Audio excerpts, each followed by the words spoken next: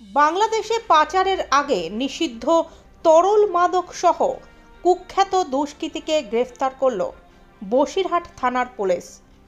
বসিরহাট মহকুমার হাসনাবাদ থানার তালপুকুর এলাকায় বাড়ি ডাকাতদের সর্দার সেলিম ওস্তাগারকে গ্রেফতার করল বসিরহাট থানার পুলিশ।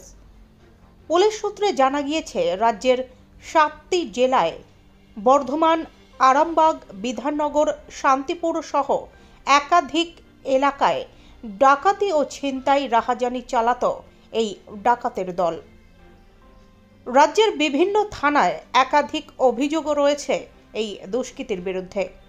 পুলিশ তদন্তে নেমে কয়েকজন দুষ্কৃতীকে গ্রেফতার করে। তাদের কাছ থেকে জানতে পারে ডাকাত দলের সর্দারের বাড়ি হাসনাবাদ থানার তালপুকুর এলাকায়। তার খোঁজে তল্লাশি চালায় প্রশাসন।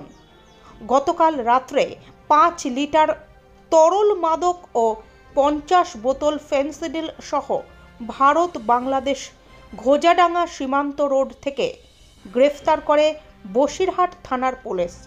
ধৃতকে আজ বারাসত জেলা আদালতে তোলা হবে এবং পুলিশের পক্ষ থেকে 8 দিনের পুলিশি হেফাজতে নেওয়ার আবেদন জানাবে আদালতের কাছে, এমনটাই খবর পুলিশ সূত্রে।